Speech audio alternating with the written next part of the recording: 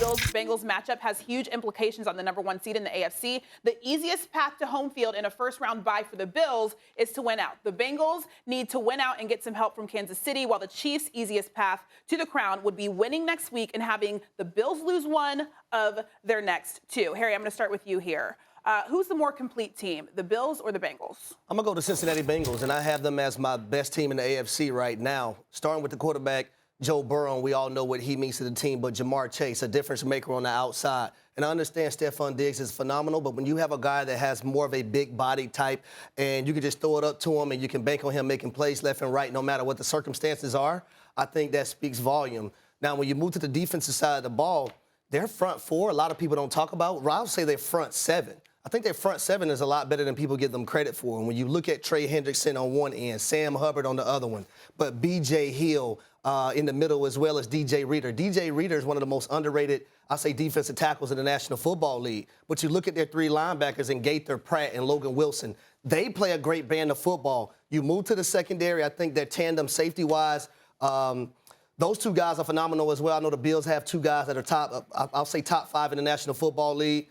Eli Apple is not going to be your best cover corner, but a guy that's going to bring some emotion to the game, talk a little mess to the opponent. So when I look at the Cincinnati Bengals, I think they're the most complete team at this moment. Did you just say Eli Apple had a great personality? No, I'm just saying. No, you know how I mean? You be like, hey. You can talk a little mess. Hey, you know how it is. You're like, hey, man, listen, tell your homegirl I got somebody for her. Then they always go, they're like, well, what do he look like? He got a degree. He's got a great personality. He's got a good personality.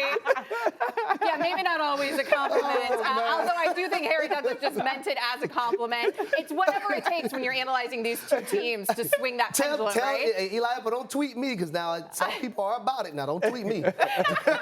I mean, honestly, when we're breaking down these two teams, though, like, it'll come down to anything. Like, sure, let's talk about personality, because these two teams are both so good, and they're hard, frankly, when you're having to choose one or the other. Obviously, we're going to get an answer tonight, but I'm going to go here with the Bills as being the more complete team, in part because they've been the team that I think we've believed in the huge majority of the season. I know Burrow is coming back from injury. Nevertheless, though, this Bills team has been consistent at times, certainly maybe not living up to expectations, but other times certainly far exceeding them. And the expectations for this Bills team has been to win this conference, and certainly they've looked like a team, even with the loss of Von Miller, that can do just that. I also give the edge to this Bills defense. You heard Harry just discuss the Bengals defense. I actually, even with the loss of Miller, would give the edge slightly to the Bills defense. But for me, what swings this pendulum isn't so much personality. It's the loss of Lyle Collins, because I just think that's huge. This Bengals O-line has been performing this season in a way that we did not see them perform the last couple seasons in protecting Burrow, but in large part because of the consistency on that line all season long. Now I feel like we're about to enter a postseason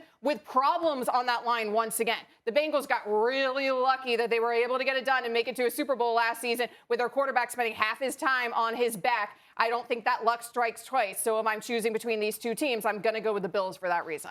You know what? I think this is a difficult discussion either way. I think both of these teams are teams that we could see in the Super Bowl. Both of these teams that are playing at a level where they could win the Super Bowl. And so when you're asking which one you want, you're really splitting hairs. I'm going to go with the Cincinnati Bengals because I believe in Lou Anarumo.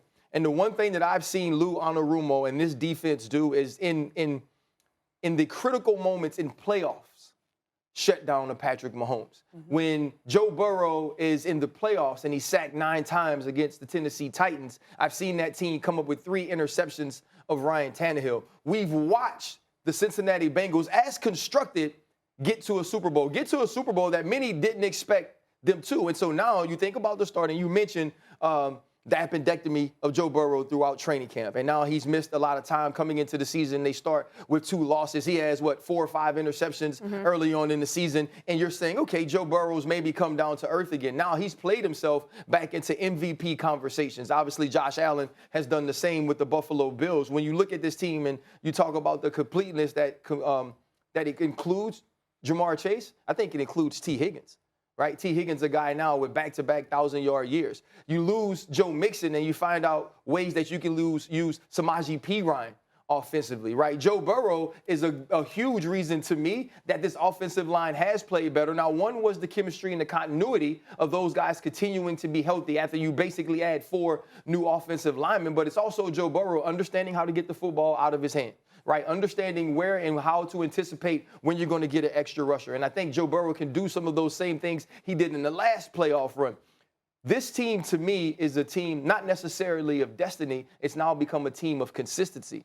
So much coming into this season was we believe in the Buffalo Bills because we didn't believe in the Cincinnati Bengals. We looked at last year's playoff and we say, oh, in that divisional round, if you can stop Tyreek Hill from catching a dig against two men and taking it to the house, the Buffalo Bills are that team. And then people go, and the Buffalo Bills would have beat the Cincinnati Bengals, right? That's how we convince ourselves. What we know is this. The Cincinnati Bengals went on the road for 3 games and found ways to win those games and end up in the Super Bowl. Without an offensive line. Without an offensive line. Now this team, who is on a winning streak, who is showing you they've already beat the Kansas City Chiefs as the Buffalo Bills have. Now you have the Buffalo Bills at home. I believe they win this game. Do they get the number 1 seed? I think it's difficult because the Kansas City Chiefs have the Raiders, but I believe this team is the 2 seed. They'll host the first 2 games and then have an opportunity to host the AFC Championship if somebody beats Kansas City. But that's the key, Harry, because you just said without an O-line last season. So now it's like we're accustomed to seeing them do it without the O-line. And I feel like we've gotten spoiled in that regard. We know that's not a recipe for success. And it's not usually normal. What happened last year is not normal. Yeah, usually ever. Like that was that. an extreme outlier last season. We can't expect, if they have problems to get on that line because of the Collins injury, we can't expect